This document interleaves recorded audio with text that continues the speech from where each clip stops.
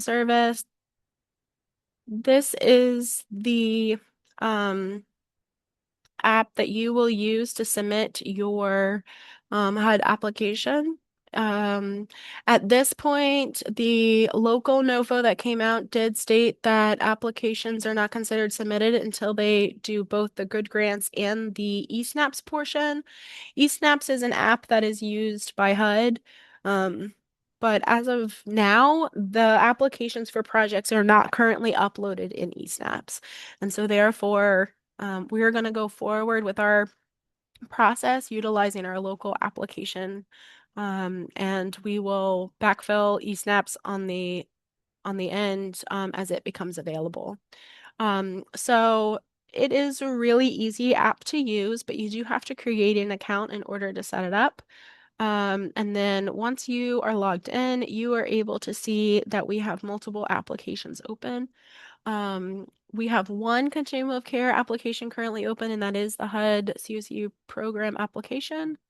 If you start an application, it will bring up your questions for you. You can name your project, determine the type of projects, and it'll pull up the questions based on the questions that you answer. So it'll only show you the budget information for your project. So let me give you a test.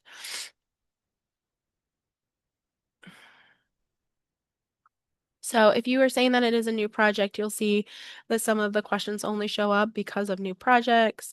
If you're going for a rapid rehousing project, now only those that pertains to rapid rehousing projects will come up. So you do have to answer the information and project information before you can get to some of the other pieces.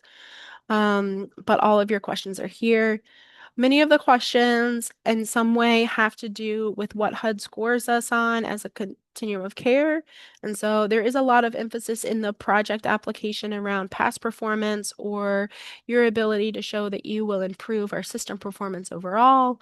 There's also a big push for formal partnerships. So any letters of support that show a value to the supportive services that are being leveraged through your project, or for partnerships for how you connect to mainstream resources or get those community mental health and substance use partnerships that are being prioritized by HUD is huge. I will say, I think send us what you have. So even if it's not a formal partnership yet, if there's anything that you have that could demonstrate what that partnership status is, it could be really helpful. And you can upload all of those on the attachments. This year, we also did some other attachments so you can upload as necessary and kind of fill in what you think is helpful.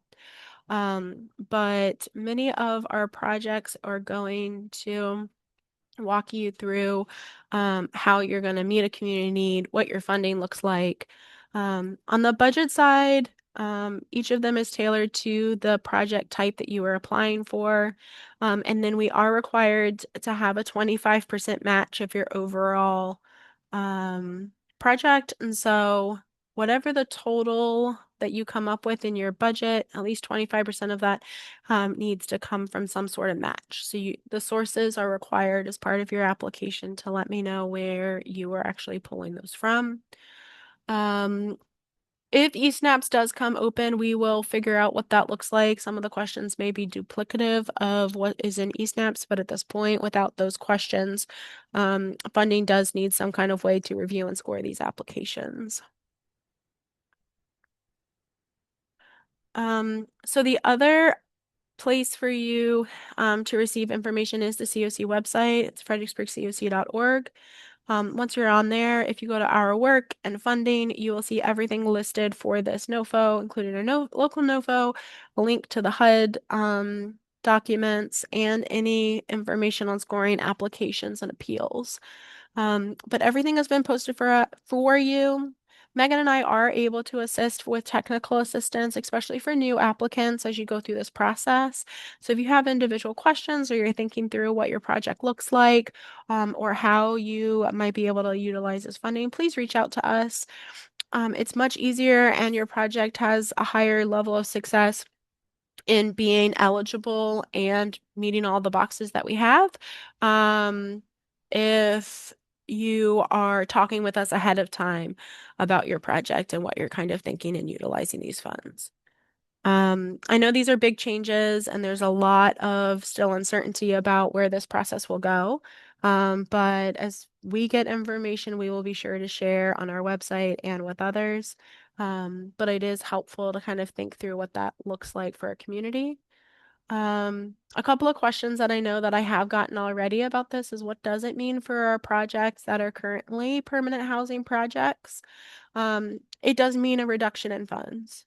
And so our current permanent supportive housing and our rapid rehousing projects will either need to identify other eligible project types to apply for or choose to figure out programmatically how to reduce your funding.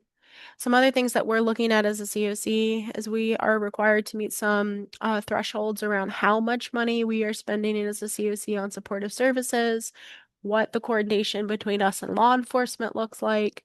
And so those things are happening on the back end, but anything that you have information about on how your project individually leverages some of those needs is really helpful. As we score higher as a CoC, your project scores higher.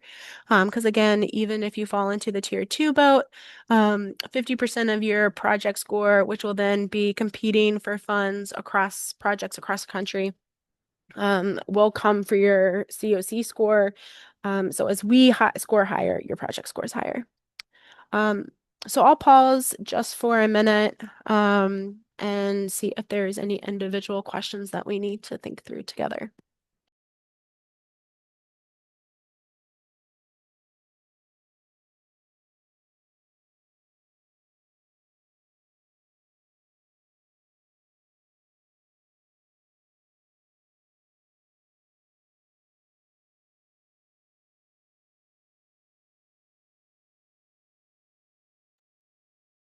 All right, seeing none, that is all that I have for now.